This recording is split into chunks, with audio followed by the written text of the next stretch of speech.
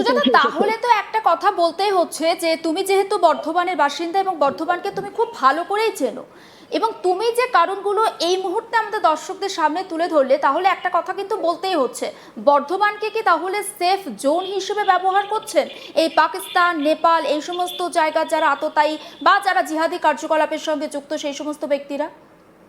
দেখো, এটা তো বলতেই হচ্ছে, কেননা খাগড়াগড় কাণ্ড এবং তারপরে আবারও কিন্তু এই যে হামিম মন্ডল গ্রেফতার, এবং যেখান থেকে হামিম মন্ডল গ্রেফতার হয়েছে সেই যে রেনেশা উপনগরী এবং খাগড়াগড় যেখানে রয়েছে, এই সবটাই কিন্তু একটা জিনিস ইঙ্গিত করে, স্টেশন সংলগ্ন এলাকা এবং হাইওয়ে সংলগ্ন এলাকা। অর্থাৎ এরা যাতায়াতের জন্য এমন জায়গা বেছে নিচ্ছে যেখানে কিন্তু যোগাযোগ সূত্রটা খুব সুন্দর, এবং তারা যে যোগাযোগ করার ব্যাপারটাতে কিন্তু জোর দিয়েই কিন্তু বর্ধমানকে বেছে নিচ্ছে, কারণ বর্ধমান এমন একটা মিডল জায়গা যেখান থেকে সব দিকের সঙ্গে যোগাযোগ রাখা সম্ভব, এবং সেই ক্ষেত্রে বর্ধমানকে এই যে যেটা বিভিন্ন রকমের অপরাধমূলক কার্যকলাপ তার কিন্তু করিডোর হিসেবে ব্যবহার করা হচ্ছে।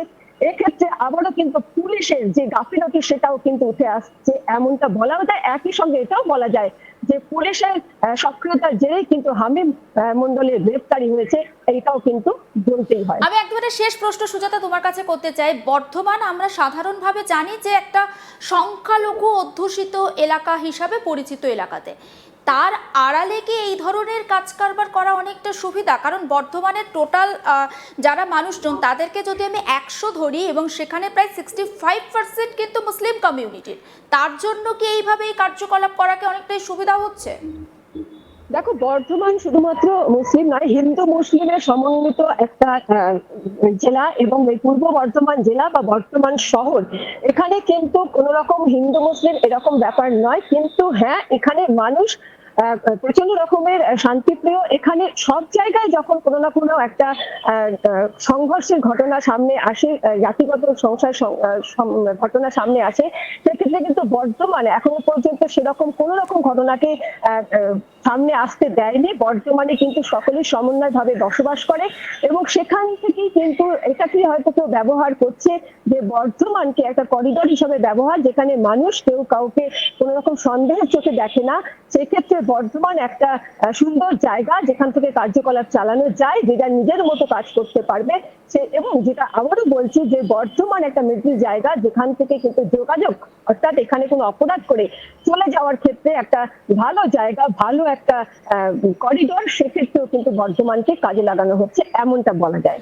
আর একটা প্রশ্ন খুব সংক্ষেপে উত্তর চাইছি সুজাতা। দেখো, এই যে হামিম মন্ডলের পরিবার, তারা কিন্তু রেনেক্সা কমপ্লেক্সে ভাড়া নিয়েছিল। তার বাবা মা এবং তাদের বাড়ির অন্যান্য সদস্যরা কাল থেকে তাদের কোনো পাত্তা পাওয়া যাচ্ছে না।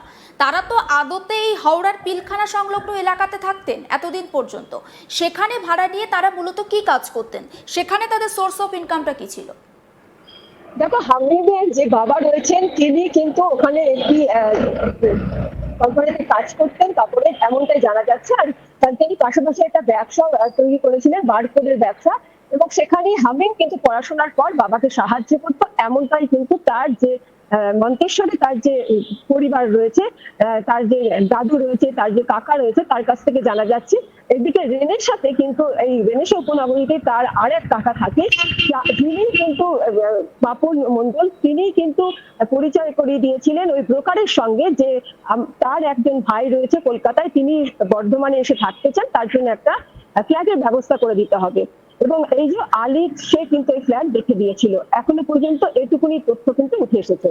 একদম পরিস্থিতির দিকে নজর রাখো সুজাতা। অবশ্যই তোমার সঙ্গে আবারও আমরা যোগাযোগ করব, এবং পরবর্তীতে হামিম মন্ডল এবং অর্পিতা সরকার, অর্থাৎ তার যে বান্ধবী, তাদেরকে মুখোমুখি বসে ইন্টারাকশন করা হয় কিনা, সেখান থেকে কি তথ্য উঠে আসে, সবটা তোমার থেকে নেব।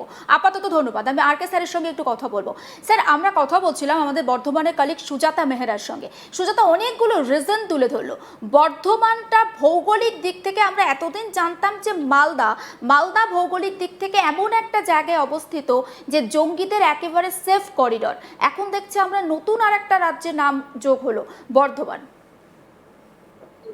দেখুন, বর্ধমানের আপনি যদি ডেমোগ্রাফিক প্যাটার্ন দেখেন, আপনি যদি ওখানে পপুলেশন পার্সেন্টেজ দেখেন, ওখানে মাইনরিটি অনেক ভালো পার্সেন্টেজ আছে, আর এরকম লোক ওরকম জায়গায় বেছে নেয় যেখানে ওদের লোক আছে, ওখানে মিশে যায়। আপনার এত ডিটেল দিলেন, এর উৎসটা মানে এর অ্যানালিসিসটা কি? আমাদেরকে অ্যানালিসিস আপনাকে দিচ্ছি নভেম্বর মাসে 9/11 এটা বলি 9th of November, রাইট? 2008-এ যখন মুম্বাই ব্লাস্ট হলো, তখন আমরা যখন ওই 10 জন মানুষকে, কাসাবকে আমরা যখন কোয়েশ্চেন করছি, আমরা শুধু কাসাবের সম্বন্ধে জানতাম, কাসাবের পুরো চরিত্র, কোথায় ট্রেনিং হলো, কিভাবে সমুদ্রে গেল, কিভাবে আমাদের কাছে আসলো, এইসব কথা শুনছিলাম। আপনি একজন নাম শুনেছেন? ওর নাম আছে দাউদ গিলানি। নামই শুনেননি কেন?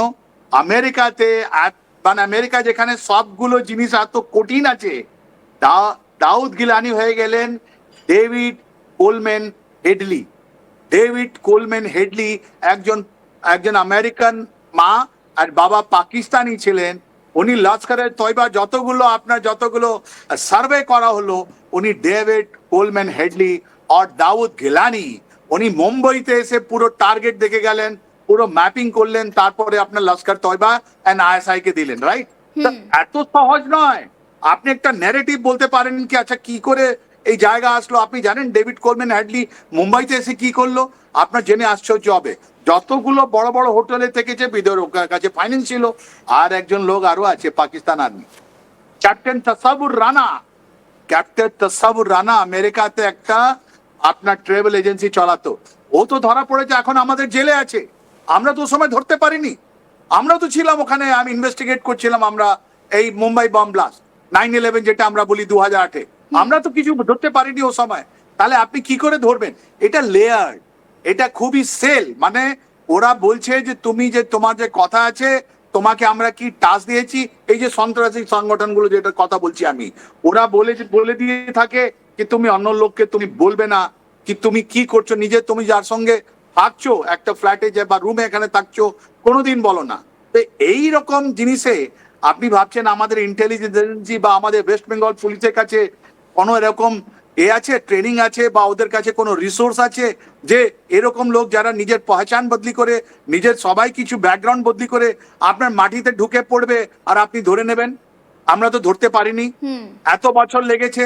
তারপর ওর মধ্যে আমেরিকান সিআইএ, এফবিআই ওরা এসছে কেন? যে এখানে ওরা চাবার্ড হাউসে গিয়ে আমাদের জুস উপরে ওরা হামলা চালিয়েছিল, তাই জন্য ইসরায়েল এসছে। ইসরায়েল যখন ইনভেস্টিগেট করলো, আমাদের সঙ্গে কোলাবরেট করলো, ওরা বললো না না না না না না। এই দেখুন দুজন লোক আমেরিকাতে বসো। লস্করে তয়বা হেডকোয়ার্টার আপনার কোথায়? লস্করে তয়বা হেডকোয়ার্টার আছে আপনার মুরিদকে, আপনার লাহোরের কাছে আছে। প্ল্যানিং কোথায় হলো? আমেরিকা। লোক এসে রেকি কোথায় করে গেল, কোথায় জিনিসগুলো? আমেরিকান পাকিস্তানি একটা এক্স ক্যাপ্টেন আর একটা দাউদ গিলানি এসে আপনার মুম্বাই ব্লাস্ট করে গেল। এত কমপ্লিকেটেড জিনিস।